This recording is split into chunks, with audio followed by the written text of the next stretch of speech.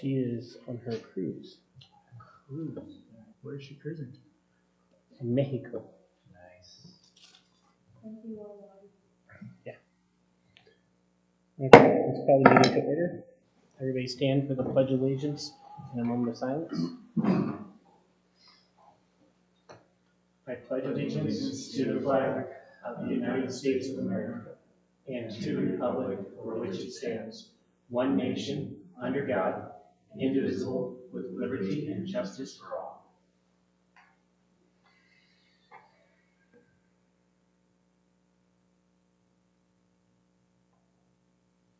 Okay, thank you. Will the clerk please call the roll? Yes. Mayor Cindy Simpson. Mayor Pro Tem Brenton Porter. Here. Trustee David Payton. Here. Trustee Andres Esparza. Here. Trustee Nick Manning. Here. Trustee Dan Mahoney. Here. Trustee Corey George. All right, we have a quorum. Yay. Next on the agenda is the approval of the agenda, and I would entertain a motion. Make a motion to approve the agenda as presented. Second. I have a motion and a second. All in favor? Aye. Any opposed? Motion passes. Next on the agenda is audience business, and Senate Bill 24-131 prohibits firearms in public buildings with the exception of law enforcement. All people wishing to address the board shall do so from the podium provided in the boardroom, and all comments will be directed to the board. Public comments regarding items not on the agenda shall be limited to 5 minutes per person unless part of the formal presentation. Public comments regarding public hearing items on the agenda will be limited to 3 minutes per person at the time the item comes on the agenda. Special presentations of items on the agenda shall be limited to 5 minutes. The board will appoint a timekeeper. No person shall be allowed to speak until recognized by the Mayor Pro Tem. Requests of the board to accept written information shall be accepted at that time, though no action will be taken at the meeting. Written information accepted at the meeting shall be provided to the board packet for the next meeting if necessary. First up, I have Mark Worth.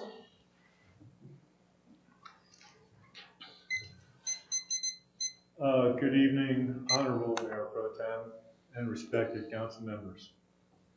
My name is Mark Worth. I live at 10750 Road 43, Memphis, Colorado. On the land that the town has its raw water pipeline, settling ponds, and water diversion.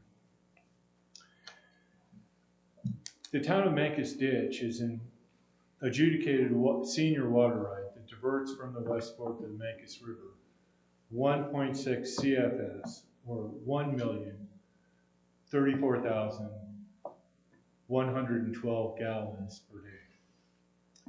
The highest daily use average in 2002, the last year recorded in the 2024 water supply memo, was 350,955 gallons. The town can only treat about 654 gallons per day as of that water supply memo. That's 0.63 of your water right. The town has storage rights in Jackson Gulch Reservoir of 420 acre feet of water. 1 acre foot equals 325,851 gallons. So 420 acre feet equal 146,632,950 gallons. Jackson Lake stores about 4.5 years of the water the town uses in each yearly cycle. And that 4.5 years of water stored is refreshed each year. So you guys have a significant amount of water available. So I'm asking, what's going on here? You're using my land. You're not honoring the easement. This pipeline does not have any water in it. This is the pipeline that second tap that's been in discussion is connected to. It's empty.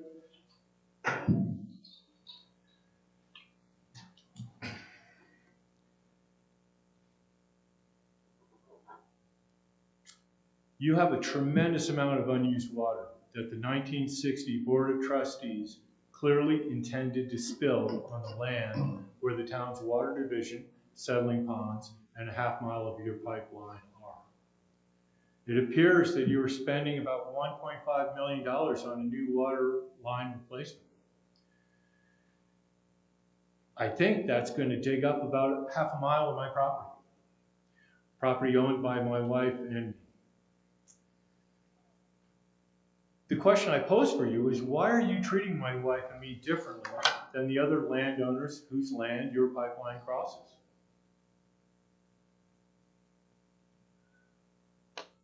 I've tried to treat you guys with respect. I've tried to maintain decorum in my comments over the last year.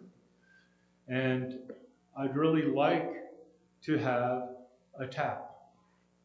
That tap, unlike the tap that was offered to me by your attorney previously, should be on the part of the pipeline that has water in it. When there is turbulence in the stream as a result of spring flow, the water gets cloudy, and so you guys take water from the lake. The part of the pipeline that was offered previously, but is not offered at this time for a tap, would have been dry for significant parts of the year. This year it would have been dry for almost 3 months between the turbulent period at the beginning of the year and when there was a call on the water. During those times, that pipeline does not have water up at my property because it can't be backfed up there. The other pipeline users do have water because it's possible to backfeed the pipeline to those locations, but apparently not possible at my property. So my question is, please tell me why you are wasting everybody's time. Thank you, Mark. Thank you. I appreciate your patience with me. I apologize for coming before you over and over again. Thank you, Mark. Thanks, Mark. Next up, I have Bonnie Anderson.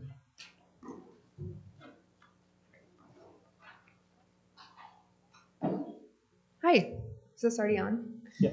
Bonnie Anderson, 24907 Road M, Cortez, Colorado. I am here just to introduce myself. I am a candidate for next year's commissioner for District 1. I just wanted to kind of get to know you guys. My 3 main principles are transparency, respect, and collaboration. And I think collaboration is a very important key component in future planning. Right now, the Montezuma County Comprehensive Plan was written in 1997. There have been small tweaks to it, but typically counties, they rewrite their plan every 5 to 10 years. With that being said, I'm a very proactive person. I'd like to be proactive instead of reactive. And right now we're very reactive on our infrastructure issues. The comprehensive plan talked about public safety, that it was gonna, it's gonna ramp up with our population, but within the plan, it wasn't really adhered to from the county. So I'm just, brainstorming. I really think that getting representatives from each municipality, the reservation, even the hospital, the chambers of commerce, and I'm not saying all the groups come together because, we've been in meetings. If you have 500 people, you're not going to accomplish much. And maybe you guys already do this. I'm just saying collaboration is going to go real far into trying to, do the long-term planning that we need. So I just wanted to put that out there. And then I just had some few questions, and I know you don't need to respond now, but I can get you my contact information. I'm just wondering how it's worked well with your working relationship with the county in the past, collaborating or communicating, being transparent, being respectful. And then I'm just wondering what mistakes have made in collaborating with the county in the past and how maybe we can amend those going forward or learn from those. So, and I'm here just to learn and listen, and I appreciate you guys doing what you do. Thank you. Thank you. Does anybody else want to speak? Seeing none. Next up on the agenda is the commissioner's report. Gerald.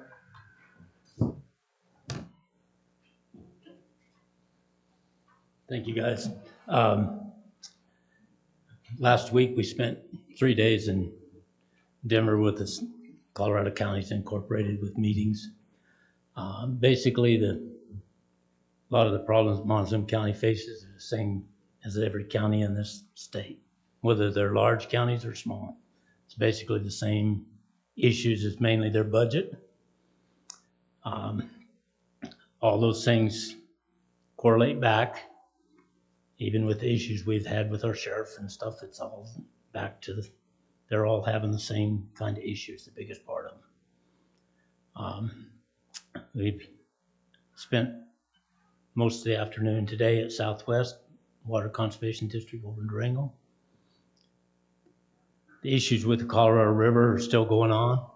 The negotiations are been postponed again, or they're not postponed, but they're continued because they did make some progress before the 11th of November deadline.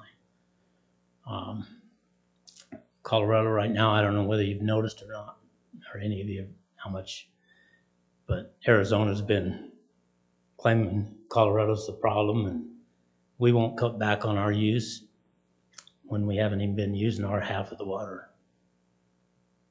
in all these years, and now it's coming back to bite us because we haven't been using what we should have been using. So they're trying to use that against us now in every way they can in order to get it, because Arizona's basically going to take the biggest hit of those lower basin states, because they gave up part of their rights in order to get that Central Arizona Canal built. They gave up part of their rights, so they're facing the biggest shortage of any of the different groups. As far as the county, we still don't have a road supervisor hired. Still advertising for that position. Haven't found anybody that we felt like would do a good job at that position yet, so that's still open. Otherwise, we're kind of catching up on some of the different cases. The Leaf Properties case for the dollar store on Road Inn, it's back in the court again, so it'll be coming forward. The mill up on the hill where the old plywood plant was, that's still just in a holding pattern because of the way the litigation's all been filed in it and everything. It's just basically sitting there right now waiting to see what happens, goes on. But it's going to be, we discussed it a little bit this week during our meeting, but it's just at a standstill according to our lawyer until something else happens with the court to force it to go one way or the other. But that's about it, other than we did approve a partial across from the IFA, part of Johnny Green's old property to be, IFA's gonna buy part of that 15 acres over there and move their fertilizer plant down to there. So that went through the process this last week. That's about it. Thanks, Gerald. Thanks, Gerald. All right, next up on the agenda is announcements, and I have one to read here. This was a letter sent to the mayor. Mayor Simpson, on October 13th, my family and I were passing through Mancos, heading to vacation and Telluride when we experienced a rollover accident, totaling our vehicle due to a sudden hailstorm. Marshal Goodall arrived on the scene promptly and went above and beyond to ensure we were taken care of. Over the 24 hours we were in his company, he was able to help us find a place to stay overnight, provide meals for our family, and arrange transportation. Additionally, he provided support and comfort to not only my wife and I, but our 2 small children, Colin, 4, and Connor, 9 months. Marshall Goodall was kind enough to introduce my family to Kaylin and Ty Everett, whom also showed a great amount of sincere hospitality. Kaylin was extremely sweet and caring towards Colin and Connor, and her son Ty was not only on the scene of the accident conducting his duties with the fire department, but he also drove me to the Enterprise rental car in Farmington, New Mexico the following day. We wanted to send this correspondence commending and recognizing them in their hospitality and citizenship. Additionally, we are very thankful for everyone on scene at the time of the accident, including the firefighters who were recovering items from our truck and providing essentials we would need imminently, the EMTs, CJ of Mancus Towing for taking the time to cover our truck with a tarp so our belongings would not get soaked in the overnight storm that rolled through, and Miriam Rollison for stopping and helping get us out of the vehicle, providing shoes and offering a place to stay overnight, along with all the other motorists who stopped by to offer assistance and prayer. We were absolutely blown away by the kind of compassion exuded by literally the entire community when we needed it most, and the town of Mancus will forever hold a very special place in our hearts. Sincerely, Jonathan, Kristen, Colin, and Connor Kershank.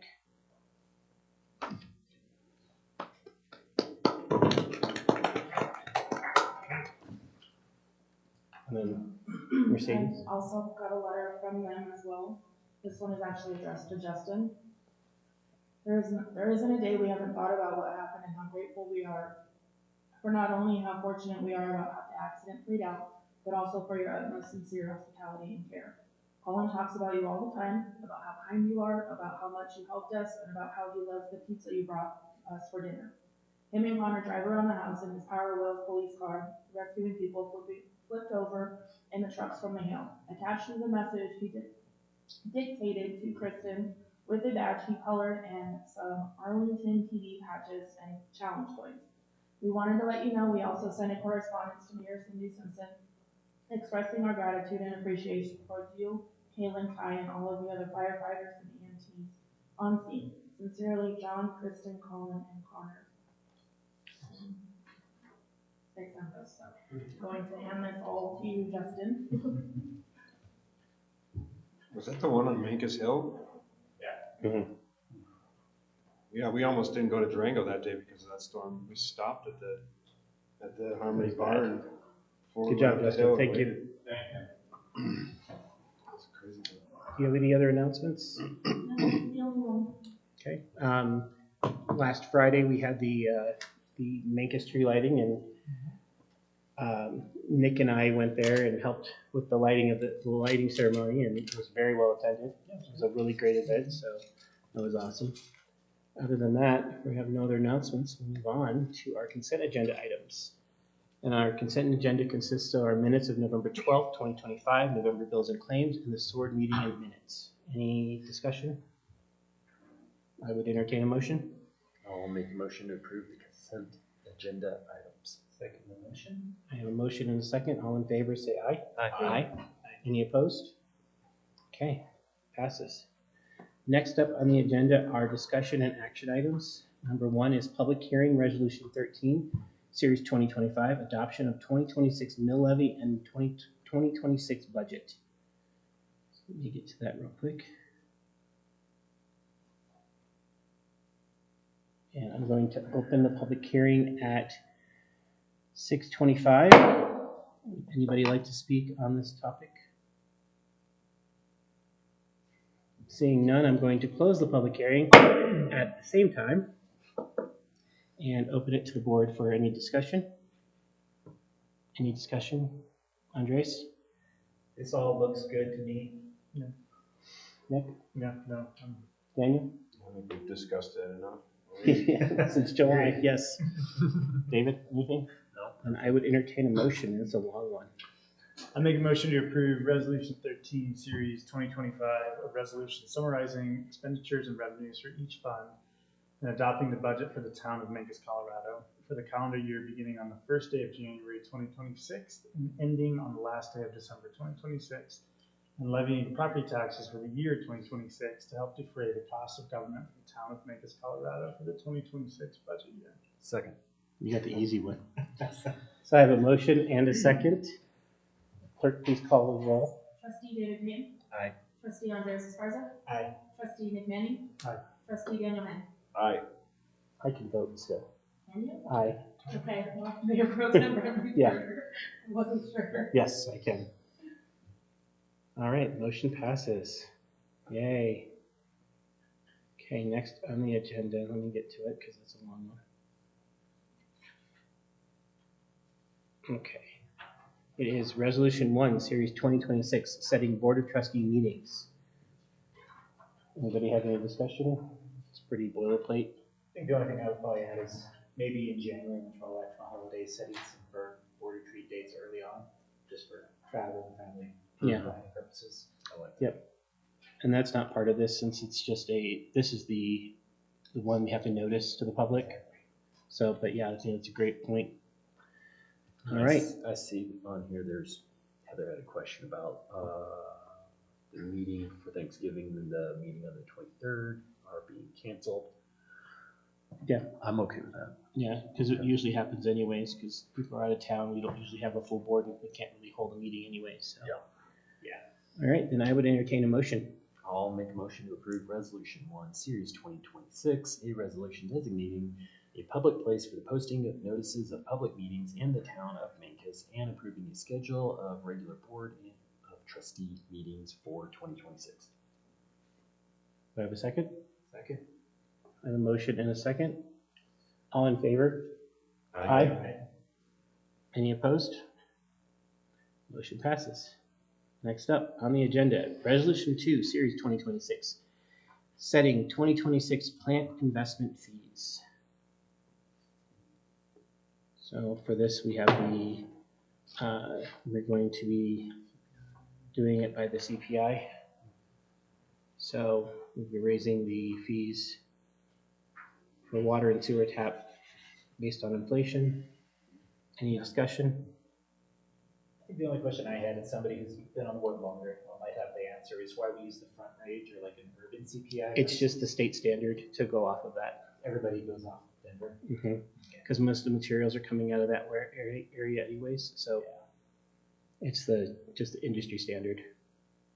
I asked that question about 5 years ago. So. Yeah, I figured somebody's asked that before. All right, I will entertain a motion. I make a motion to approve Resolution 2, Series 2026, a resolution of the town of Mancos, Colorado, adopting new plant investment fees. I have a second. Second. I have a motion and a second. All in favor say aye. Aye. Any opposed? Motion passes. All right. Next up on the agenda is Resolution 3, Series 2026, monthly utility rates. So this is also based off of inflation. Anybody have any questions, concerns, feedback? And I would entertain a motion. I'll make a motion to approve Resolution 3, Series 2026, a resolution pursuant to Section 13-1-40 of the Mancos Municipal Code with regard to an increase in water and sewer rates for the town of Mancos. Second. I have a motion and a second. All in favor say aye. Aye. Any opposed? Motion passes. All right. Next on the agenda are the items for the January 12th, 13th meeting, 14th meeting. Sorry, I had to scroll a long way. Meeting, what that will be, so we have some background beforehand. We'll have a workshop, then consent agenda will be the minutes from this meeting, December's bills and claim, and committee update reports. And then resolution probably 4, Series 2026, dedicated land fee in lieu, work plan adoption for the year, and 2027 to 2032 5-year capital plan adoption.